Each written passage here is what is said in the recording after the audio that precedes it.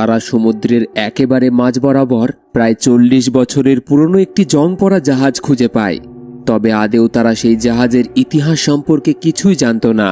সেই জাহাজের কাছাকাছি গেলে নাকি মানুষ অদ্ভুতভাবে উধাও হয়ে যেত এবং প্রায়ই সেই জাহাজে একটি ছোট্ট বাচ্চাকে দেখা যেত। তবে কেন, কি রহস্য লুকিয়ে আছে এই জাহাজে এবং কেন মানুষ অদ্ভুতভাবে উধাও হয়ে যায়? আসুন জানা যাক এই 40 বছরের পুরনো জং পড়া জাহাজের গোপন রহস্য।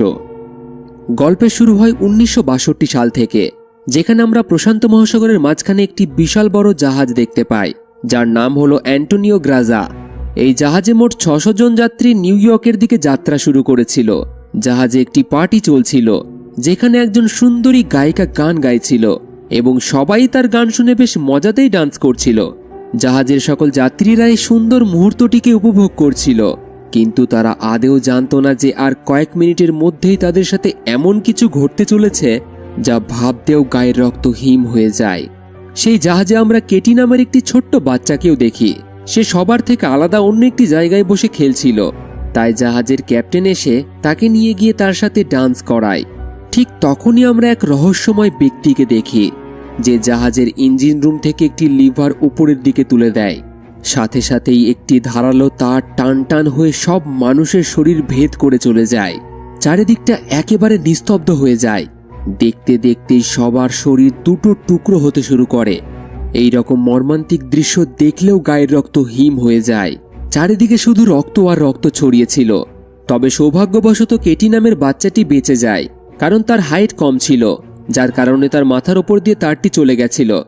এইভাবেই কেটে যায় প্রায় 40টা বছর। সমুদ্রের মাঝে কয়েকজন মানুষকে দেখানো হয়, তারা একটি টাগবোটের মাধ্যমে একটি বড় জাহাজকে টেনে নিয়ে যাচ্ছিল।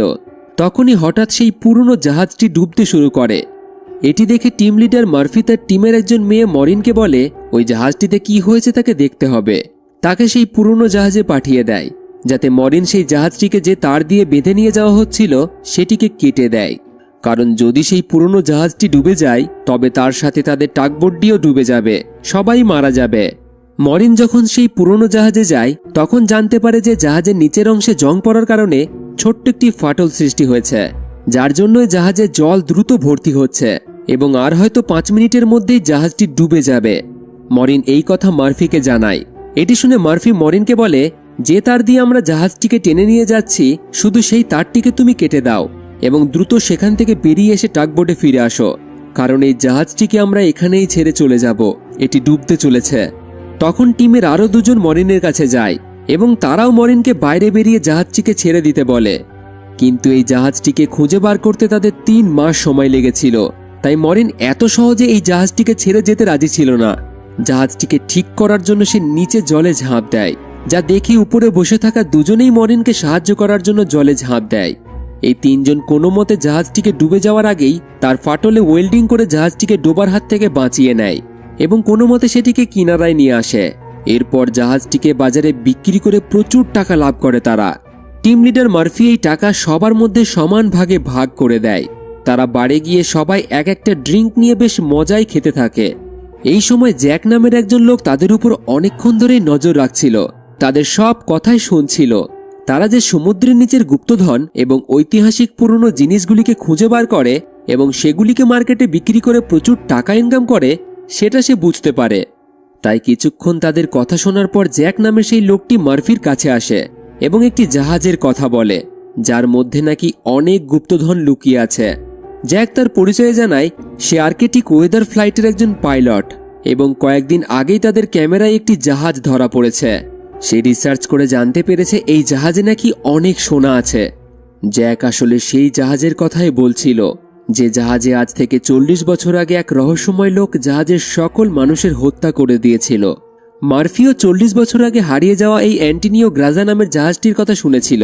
তবে এখনো পর্যন্ত এই জাহাজটি অনেকেই খুঁজেছে, কিন্তু আজ পর্যন্ত কেউই সেই জাহাজটি খুঁজে পায়নি। সেটা নাকি অদ্ভুতভাবে অদৃশ্য হয়ে যায়।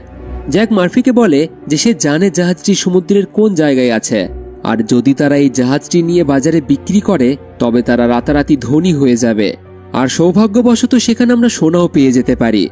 অনেক টাকার কথা শুনে কার না লোভ হয়, তাই টিমের সবাই এই মিশনের জন্য তৈরি হয়ে যায়। এবং পরের দিনই তারা তাদের টাগবোট নিয়ে অ্যান্টোনিও গ্রাজা নামের সেই জাহাজটির সন্ধানে বেরিয়ে পড়ে। আর এই কাজে জ্যাক তাদেরকে সাহায্য করে। বেশ কয়েকদিনের সফরের পর তারা সমুদ্রের একটি খুবই নির্জন জায়গায় পৌঁছায়, যেখানে একজন টিম মেম্বার তাদের বোটের রাডারে আশেপাশে কোনো একটি জাহাজ থাকার সংকেত পায়। তারা বুঝতে পারে যে 40 বছর আগে হারিয়ে যাওয়া জাহাজটি এখানেই কোথাও আছে। তবে এই গভীর সমুদ্রে চারিদিকে শুধু অন্ধকার, একটুও ভালো আলো নেই। হঠাৎই কিছুটা এগিয়ে যেতেই তাদের সামনে একটি বিশাল জাহাজ চলে আসে। আর এটাই ছিল সেই জাহাজ অ্যান্টোনিও গ্রাজা, যা আমরা গল্পের শুরুতে দেখেছিলাম এবং যা গত 40 বছর ধরে সমুদ্রে কোথাও হারিয়ে গেছিল। এই জাহাজটি দেখে সবাই খুশি হয়ে যায়, কারণ তাদের স্বপ্ন পূরণ হতে চলেছিল। এই জাহাজটি বিক্রি করে তারা মালামাল হয়ে যাবে, আর যদি তারা সোনাগুলি পেয়ে যায় তাহলে তো আর কোনো কথাই নেই। এবার লিডার মার্ফি দুজনকে টাগবোটে থাকতে বলে এবং নিজে কয়েকজন সঙ্গীদের সাথে সেই পুরনো জাহাজটি পরীক্ষা করার জন্য ভিতরে চলে যায়। জাহাজটি ভিতর থেকে পুরোপুরি নষ্ট হয়ে গেছিল এবং অদ্ভুত গা ছমছমে অনুভব হচ্ছিল প্রত্যেকের। পুরো জাহাজে খুবই অদ্ভুত আওয়াজও শোনা যাচ্ছিল, যা সত্যিই ভয়ের ছিল। তবে জাহাজের গুপ্তধন এবং জাহাজটি বিক্রি করে যে টাকা তারা পাবে, সেই কথাটি তাদের প্রত্যেকের মাথায় ঘুরছিল। মার্ফি তার সঙ্গীদের এগিয়ে যেতে বলে। তারা একটি আওয়াজকে অনুসরণ করতে করতে একটি বড় ঘড়ির কাছে পৌঁছায়। অবাক করার বিষয়, তারা দেখে যে সেই ঘড়িটির কাঁটা এখনও নড়ছে, কিন্তু হঠাৎই কিছুক্ষণ পর ঘড়িটির কাঁটা থেমে যায়। এটি দেখে তাদের কিছু অদ্ভুত লাগে, তবে তারা খুব একটা গুরুত্ব না দিয়ে জাহাজটিকে আরও পরীক্ষা করার জন্য এগিয়ে যায়। ভিতরে জাহাজটি পুরোপুরি ভেঙে চুরে গিয়েছিল, সবকিছু ভাঙা ছিল এবং জাহাজের লোহায় জং পর্যন্ত পড়ে গিয়েছিল। হঠাৎই যাওয়ার সময় নিচের ফ্লোর ভেঙে তাদের একজন সাথী নিচে পড়ে যেতে যাচ্ছিল, কিন্তু ঠিক তখনই মরিন তাকে ধরে ফেলে। আর যখন মরিন তাকে উপরে টানছিল, ঠিক তখনই সে নিচে সিঁড়িতে একটি মেয়েকে দাঁড়িয়ে থাকতে দেখে। এই মেয়েটি ছিল সেই বাচ্চা মেয়েটি যে 40 বছর আগে অর্থাৎ 1962 সালে জাহাজে একা বেঁচে গিয়েছিল। সৌভাগ্যবশত সেদিন তার মাথার উপর দিয়ে তারটি চলে গেছিল, কিন্তু অবাক করার বিষয়, 40 বছর পরেও তার বয়স ততটাই ছিল। তবে কি এই মেয়েটি জীবন্ত, নাকি এই মেয়েটির আত্মা ছিল ওটি? মরিন যখন মেয়েটিকে আবার দেখে, তখন মেয়েটি হঠাৎ কোথাও গায়েব হয়ে যায়। এর মানে এই মেয়েটির আত্মাই এই জাহাজে ঘোরাফেরা করছে। তবে মরিনের মনে হয় এটা হয়তো তার চোখের ভুল। তারা কোনো মতে তাকে উপরে টেনে তোলে। মরিনের এবার ভয় হতে শুরু করে, কিন্তু এই জাহাজটিকে এখনো পরীক্ষা করা বাকি ছিল। জাহাজটি আকারে বিশাল বড় ছিল, তাই তারা জাহাজটিকে আরো ভালোভাবে দেখতে শুরু করে। চলতে চলতে তারা জাহাজের মেইন কেবিনে পৌঁছায়। অদ্ভুত ব্যাপার ছিল, সেখানে তারা একটি ডিজিটাল ঘড়ি খুঁজে পায়। এটি দেখে তারা আসলেই অবাক হয়, কারণ 40 বছর আগে এইরকম ডিজিটাল ঘড়ি তো হতোই না। তবে তারা এটা পরিষ্কার বুঝতে পারে, তাদের আসার আগে এই জাহাজে অবশ্যই কেউ এসেছিল।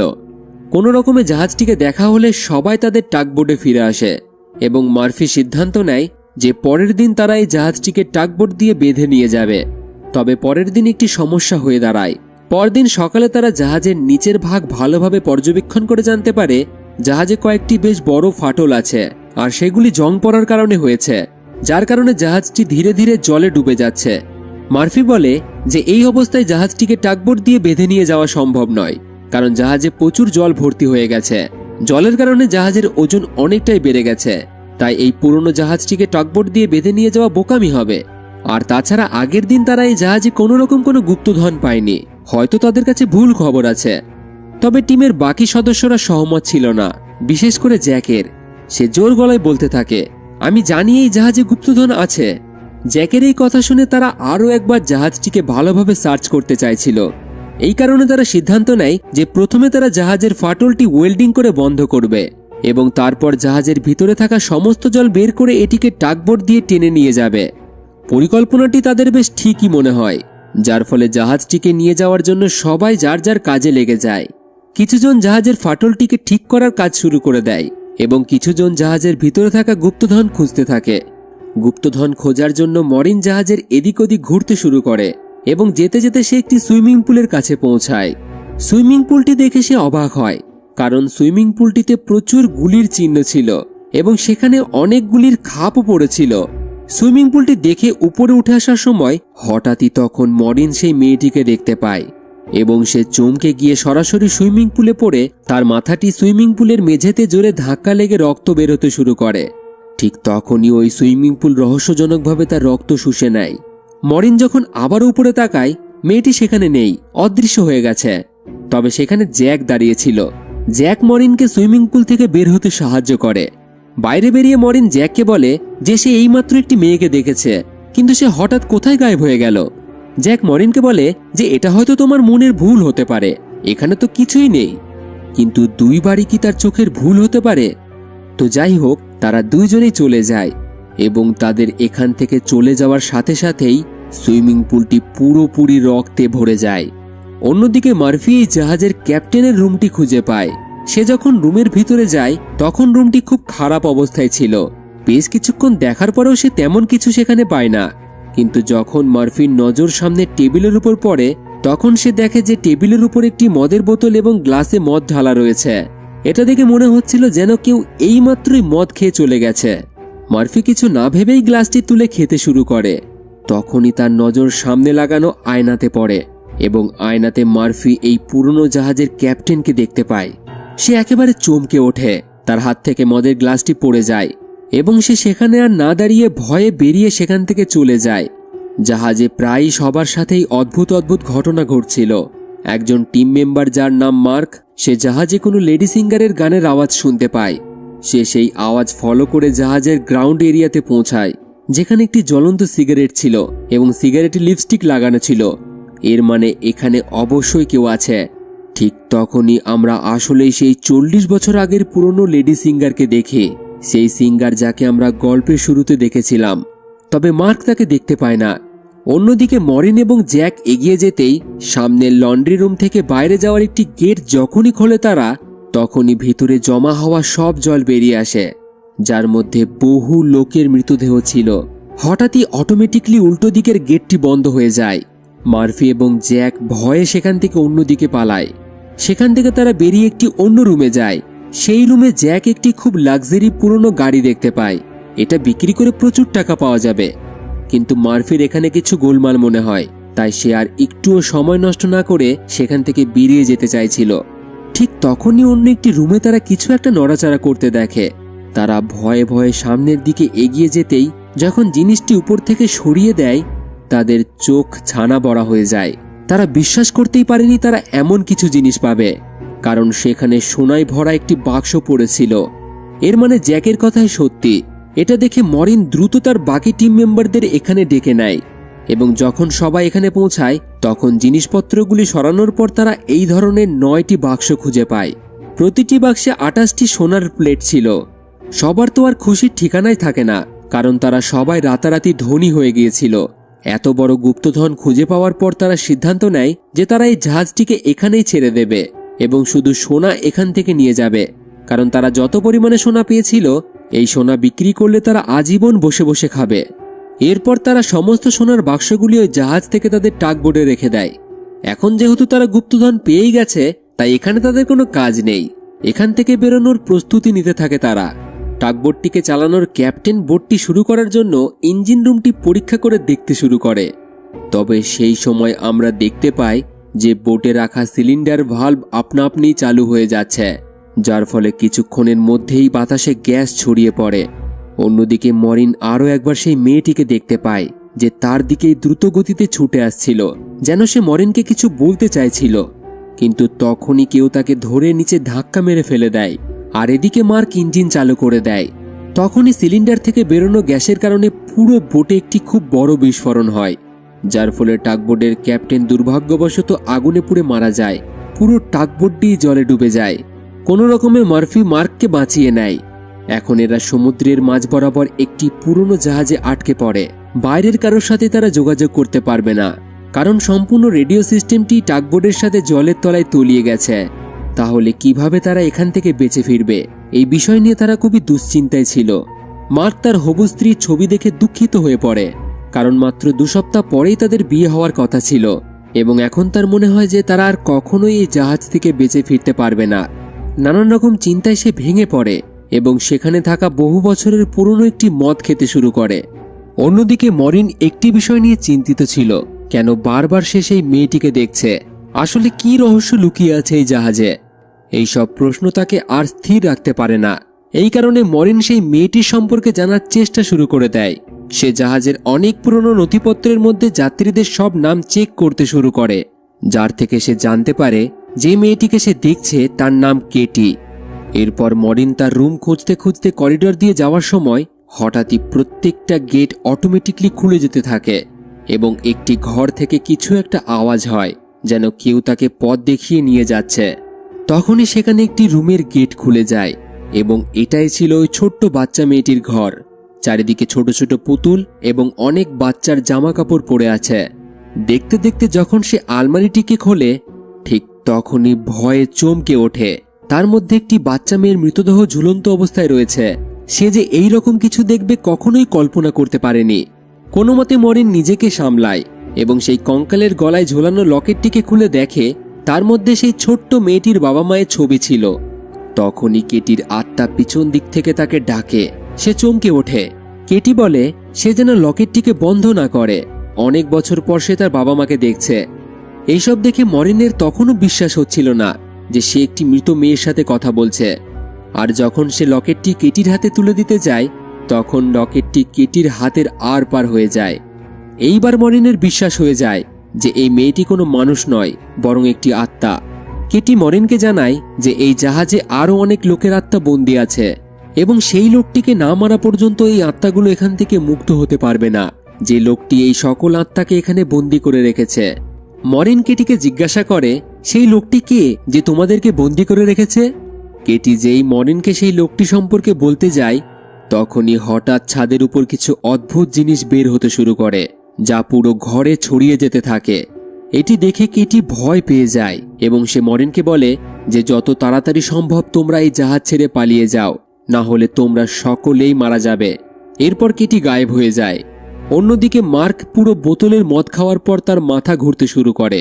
হঠাৎই তার আশেপাশে পড়ে থাকা সমস্ত টেবিল এবং চেয়ার নড়তে শুরু করে। দেখতে দেখতে আশপাশের সবকিছু ঠিক হয়ে নতুন হয়ে যায় এবং 40 বছর আগে এই জাহাজে যে লোকেরা মারা গিয়েছিল তারা আবার মার্কের সামনে জীবন্ত অবস্থায় দাঁড়িয়ে থাকতে দেখা যায়, যারা মার্ককে উদ্দেশ্য করে হাততালি দিতে শুরু করে। প্রথম দিকে মার্কের কাছেও ব্যাপারটা অদ্ভুত লাগে, কিন্তু তারপর সে ভাবে এই সবকিছু হয়তো মদের জন্য হতে পারে, হয়তো সে ভুল দেখছে। তবে পরের মুহূর্তেই সেই লেডি সিঙ্গার মার্কের কাছে আসে এবং সে মার্কের সাথে ইন্টিমেট হতে শুরু করে। লেডি সিঙ্গারটি পুরোপুরি মার্ককে বশ করে তার পিছনে লাগিয়ে দেয়। মার্কও কিছু না ভেবেই তার পিছনে যেতে থাকে। বোকা মার্ক বুঝতেই পারে না যে এই সিঙ্গার তাকে ফাঁদে ফেলেছে এবং এরা কেউই জীবন্ত নয়। সেই লেডি সিঙ্গার জাহাজের একেবারে কিনারায় দাঁড়িয়ে মার্ককে তার দিকে ডাকতে থাকে। সিঙ্গারকে পাওয়ার লোভে মার্ক তার দিকে এগিয়ে যেতেই শরীরের আর পার হয়ে উপর থেকে নিচে পড়ে মারা যায়। অন্যদিকে মার্ফিকে দেখানো হয় যে এই জাহাজের ক্যাপ্টেনের রুমে বসেছিল। তখনই সে দেখে যে টেবিলের উপরে মদের বোতলটি আপনা আপনি সরতে শুরু করেছে। হঠাৎই তার সামনে এই জাহাজের ক্যাপ্টেনের আত্মা এসে যায়। এটি দেখে মরিন বেশ ঘাবড়ে যায়। তখন জাহাজের ওই ক্যাপ্টেন তাকে গ্লাসে মদ ঢেলে খেতে বলে। একই সাথে সে তাকে একটি ছবি দেখায়। ছবিটি ছিল একটি পুরনো জাহাজের। জাহাজটির নাম হলো লোরেলাই। ক্যাপ্টেন জানায় যে আজ থেকে বহু বছর আগে আমাদের কাছে সমুদ্রে ভেসে একজন লোক এসেছিল। সে লোরেলাই জাহাজের যাত্রী ছিল এবং সে তার জাহাজের কথাই আমাদের বলেছিল। সে বলেছিল যে লোরেলাই জাহাজটি বিপদের মধ্যে আছে, সেটি ডুবতে শুরু করেছে, তবে সেই জাহাজে অনেক গুপ্তধন লুকিয়ে আছে। যখন আমরা লোরেলাই জাহাজটিকে উদ্ধার করি তখন আমরা সত্যি সেই সমস্ত গুপ্তধন পেয়ে যাই। তবে সেই জাহাজে কেউই আর বেঁচে ছিল না, তারা সবাই মারা গেছিল একমাত্র ওই ব্যক্তিটি ছাড়া। এরপর ক্যাপ্টেন মার্ফিকে ওই ব্যক্তিটির ছবি দেখিয়ে বলে, এই সেই লোক যে আমাদেরকে বলেছিল যে লোরেলাই জাহাজে গুপ্তধন আছে। মার্ফি সেই লোকটির ছবি দেখে একেবারে হতবাক হয়ে যায়, কারণ সেই লোকটি আর কেউ নয় বরং জ্যাক ছিল এবং এই ছবিটি ছিল 40 বছরের পুরনো। 40 বছর পেরিয়ে যাওয়ার পরেও আজও তার বয়সের কোনো পরিবর্তন হয়নি।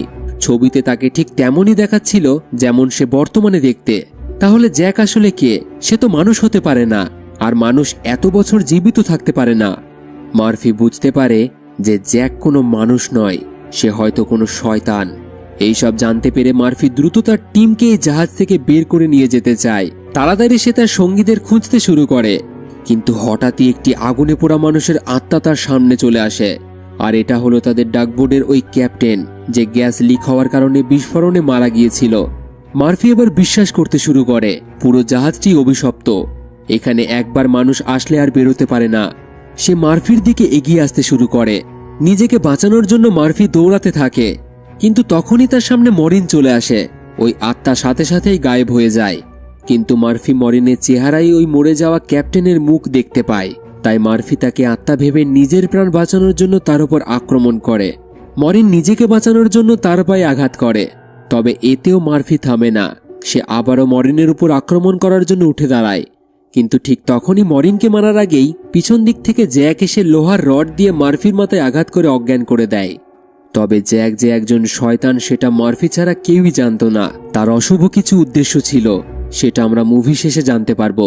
জ্যাকও বুঝতে পেরেছিল যে মার্ফি তার সব সত্য জানতে পেরে গেছে, তাই সে মার্ফিকে তার পথ থেকে সরানোর জন্য সবাইকে তার বিরুদ্ধে উস্কানি দিতে শুরু করে। সে বলে, মার্ফির যদি জ্ঞান ফেরে তাহলে সে আবার আমাদের ক্ষতি করতে পারে, তাই তাকে আমাদের কোথাও আটকে রাখা উচিত। এই বলে এমনভাবে সকলকে বোঝায় সে তার কথায় সবার ঠিক মনে হয়। তাই তারা মার্ফিকে একটি ট্যাঙ্কের মধ্যে বন্ধ করে রাখে। এবার যেভাবেই হোক এখান থেকে তাদেরকে বেঁচে ফিরতে হবে, কিন্তু বেরোনোর জন্য কোনো রাস্তা নেই। এর আগেই তাদের টাগবোটটি ডুবে গেছে, এবার তারা কি করবে? এই বিষয় নিয়ে বেশ কিছুক্ষণ আলোচনা হয় এবং তারা সিদ্ধান্ত নেয় এই জাহাজটিকে তারা যেভাবেই হোক মেরামত করে এখান থেকে নিয়ে যাবে। আর এখন এটাই এখান থেকে বেঁচে ফেরার একমাত্র পথ। প্ল্যান অনুযায়ী জাহাজ মেরামত করার কাজে লেগে যায় তারা। দ্রুত তারা জাহাজের যে জায়গাটি দিয়ে জল ভিতরে আসছিল সেই জং পড়া অংশটি ওয়েল্ডিং করে বন্ধ করে দেয় এবং পাম্পের সাহায্যে জাহাজের ভিতরে জমা সকল জল বাইরে বের করতে শুরু করে। মার্ফি তখন দেখে তাদের একজন সদস্য তো নিখোঁজ। মার্ক, সে কোথায়? তাকে তো অনেকক্ষণ ধরেই দেখা যাচ্ছে না। তাই মার্ফি তাকে খুঁজতে বেরিয়ে পড়ে। তখনই আবারও সেই বাচ্চা মেয়েটির আত্মা তার সামনে আসে। সে বলে, তুমি যাকে খুঁজছো সে মারা গেছে, সে আর বেঁচে নেই। এই বলে সে তাকে তার মৃতদেহটিকে দেখায়। মার্ক লেডি সিঙ্গারকে পাওয়ার আশায় উপর থেকে পড়ে মারা গেছে। কেটি তাকে বলে, আমি তোমাকে কিছু দেখাতে চাই। এই বলে যখনই সে মরিনের কাঁধে হাত রাখে তখনই সে 1962 সালের সেই রাতে চলে যায় যেদিন এই সব ঘটনা ঘটেছিল। সেই রাতে জাহাজে উপস্থিত সমস্ত লোককে খুব নির্মমভাবে হত্যা করা হয়েছিল। আর এই সব কিছু করেছিল একটি গ্রুপ, যাদের উদ্দেশ্য ছিল এই জাহাজে থাকা সমস্ত সোনা চুরি করার। এই গ্রুপ খাবারে বিষ মিশিয়ে অনেককেই মেরে ফেলেছিল এবং কিছু লোককে ধারালো তার দিয়ে 2 টুকরো করে দেওয়া হয়েছিল, আর কিছু জনকে ওই সুইমিং পুলে গুলি করে ঝাঁঝরা করে দেওয়া হয়েছিল। এদের এই বর্বরতা থেকে কেটিও বাঁচতে পারেনি। তারা কেটিকে তার রুমে নিয়ে গিয়ে আলমারির মধ্যে ফাঁসিতে ঝুলিয়ে দেয়। আর এই সব কিছুর পিছনে ছিল সেই লেডি সিঙ্গার, যে সোনা লুট করার জন্য এই পুরো পরিকল্পনা তৈরি করেছিল এবং তার লোকেদের সাহায্যে সে জাহাজে উপস্থিত সমস্ত লোককে মেরে ফেলে, যার পর তারা সকল সোনার মালিক হয়ে যাবে। জাহাজের অফিসারও লেডি সিঙ্গারের সাথে মিলেছিল।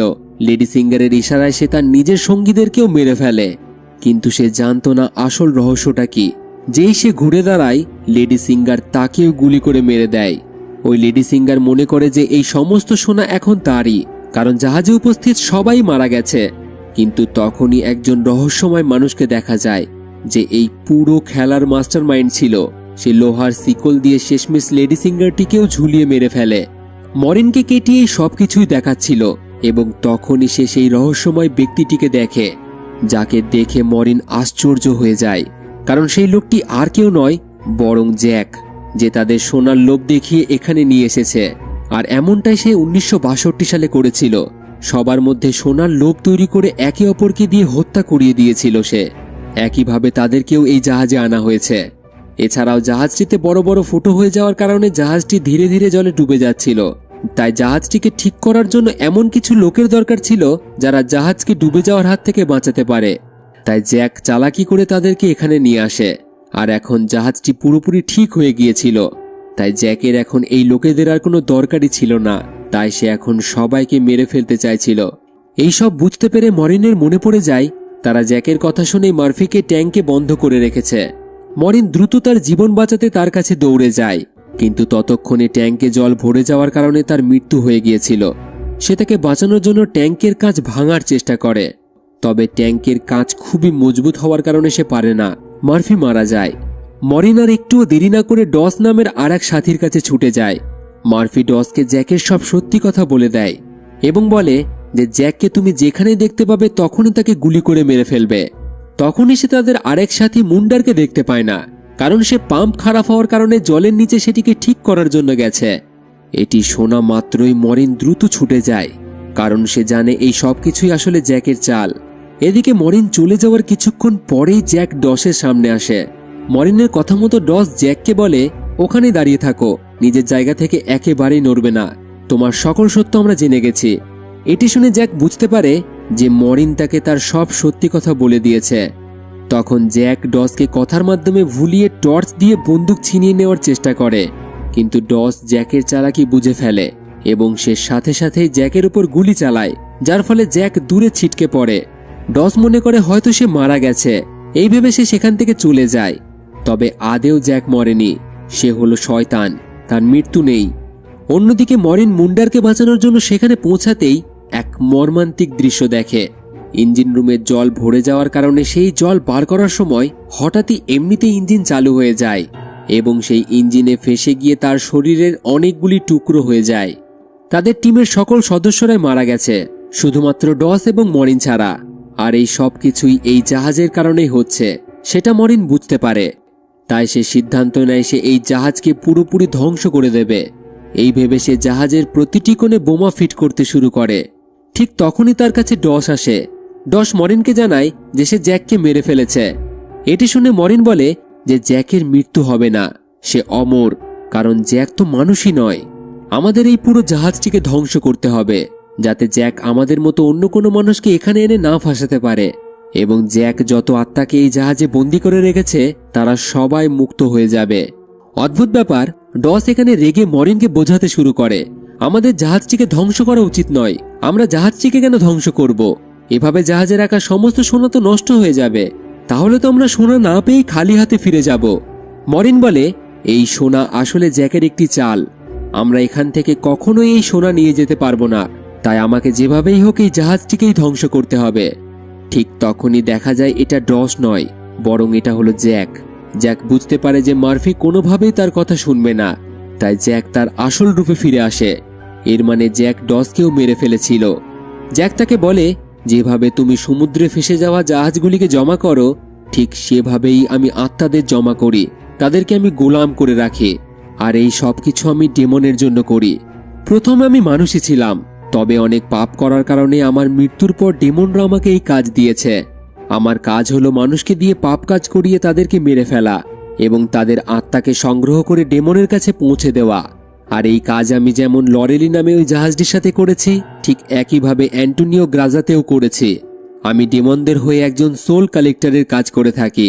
আর এই জাহাজ ধ্বংস হয়ে গেলে আমার মিশন অসম্পূর্ণ থেকে যাবে, তাই তুমি এই জাহাজটিকে ধ্বংস করো না।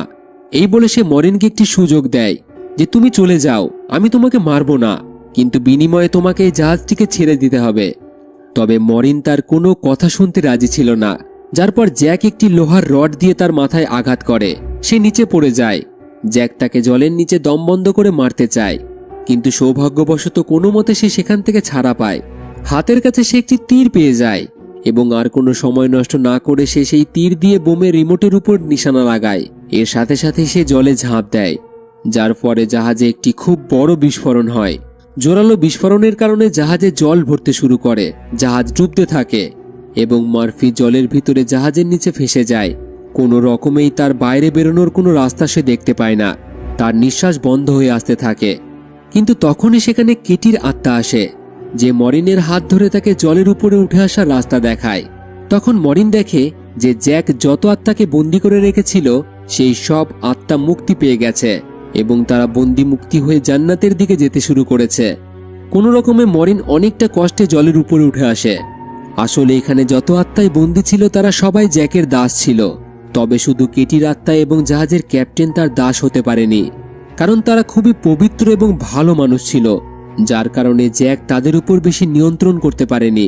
এই কারণেই কেটি এবং ক্যাপ্টেনের আত্মা বারবার তাদেরকে সাহায্য করতে পেরেছে। মরিন কোনো রকমে একটি বাক্সের সাহায্যে সমুদ্রের উপরে ভাসতে থাকে। রাত কেটে সকাল হয়ে যায় এবং সৌভাগ্যবশত একটি জাহাজ তাকে ভাসতে দেখে উদ্ধার করে নেয়। যখন তাকে বন্দরে আনা হয় তখন সে তার অ্যাম্বুলেন্স থেকে এক ভয়ঙ্কর দৃশ্য দেখে, যে জ্যাক এখনো জীবিত এবং সে জাহাজের যত সোনা ছিল সেই সোনা অন্য একটি জাহাজে নিয়ে যাচ্ছে, যাতে সে আবারও সেই সোনার লোভ দেখিয়ে মানুষকে মারতে পারে এবং তাদের আত্মাকে বন্দী করতে পারে। এর সাথেই মুভিটি এখানেই শেষ হয়ে যায়। তো বন্ধুরা, মুভিটি আপনাদের কেমন লাগলো অবশ্যই কমেন্টে আপনাদের মতামত জানাবেন। ভিডিওটি কোনো রকম বুঝতে অসুবিধা হলে কমেন্টে প্রশ্ন করতে পারেন। আর ভিডিওটিতে একটি লাইক এবং বন্ধুদের সাথে শেয়ার করতে ভুলবেন না। আর এই রকম মুভি এক্সপ্লেন দেখার জন্য আমাদের চ্যানেলের সাথে জুড়ে থাকুন এবং দেখতে থাকুন ফিল্মি গপ্প, the channel of movie lovers.